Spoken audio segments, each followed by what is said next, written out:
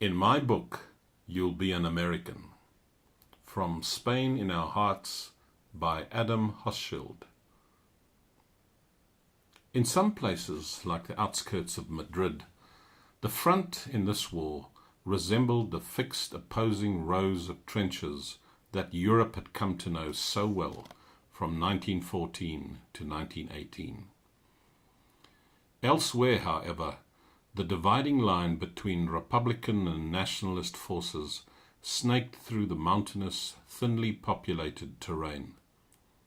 In such places, the front line was ragged and porous, and many Republican guerrilla bands staged raids across it into nationalist territory.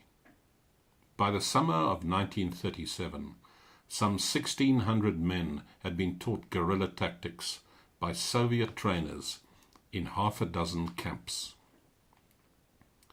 One guerrilla unit was headed by Antoni Krost, a Polish communist of working-class origins who had been among the first foreign volunteers to reach Spain.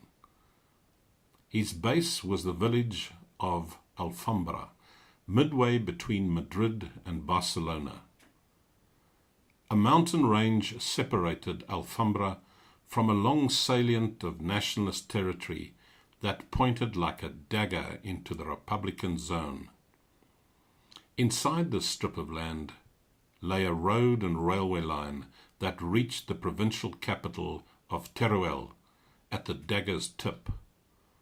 These important supply routes, only 15 miles across the mountains from Alfambra, were a target for Krost's guerrilla raids.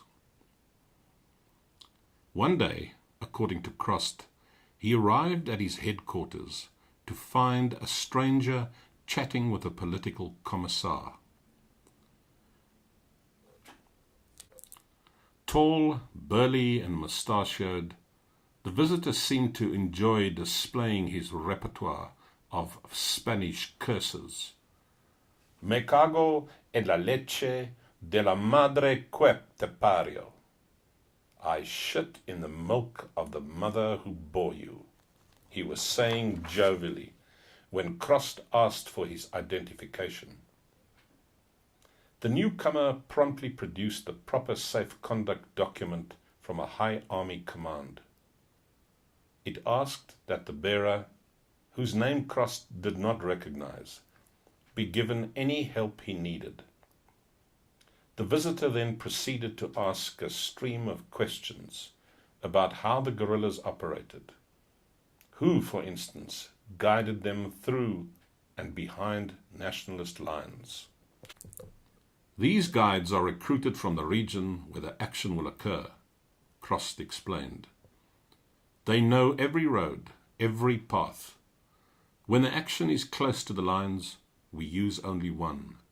When it is farther away, we use many. Guerrillas call them living compasses. I'm hungry as a dog, the stranger interrupted, smelling a meal in preparation. The two men continued talking over dinner, which ended with his offering to introduce Krost to a girl he knew in Valencia.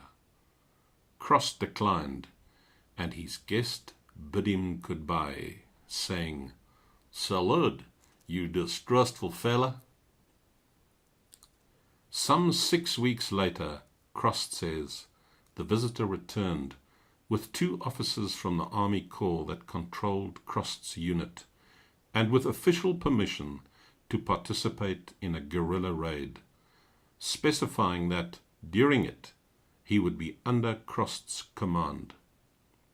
The objective of this one-night foray was to blow up a train as it crossed a bridge on the line to Teruel. The night of the raid provided more than 12.5 hours of mostly moonless darkness, sufficient time to get across the mountains to the railway, and most of the way back. The men divided up the supplies they would carry, and the visitor was assigned his share, lighter than those of the others: food, a revolver, hand grenades. The group headed off cautiously into the darkness, and finally located the railway bridge they were to blow up, hiding first in some willow bushes and then in a culvert. Smoke and sparks visible down the track announced the train's approach. When it reached the bridge, where the men had set their dynamite, the explosion went off as planned, destroying some of the cars completely. After a rapid return trek across the mountains, the guerrillas reached Alfambra.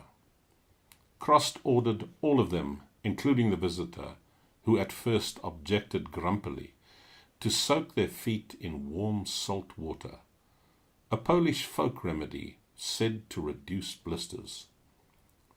Then they sat down for a celebratory feast of roast lamb and wine. For the first time, Crost recalled, his enigmatic guest asked Crost about himself. Was he Russian? No, a Pole, Crost said. But in my book, the man replied, you'll be an American. The stranger was, of course, Ernest Hemingway, who never wrote or publicly said anything about this guerrilla raid. Crost did not tell his side of the story until 20 years later. Hence readers did not know that the central episode in the novel that would appear 3 years after that nighttime raid, For Whom the Bell Tolls, was based on more than the novelist's imagination.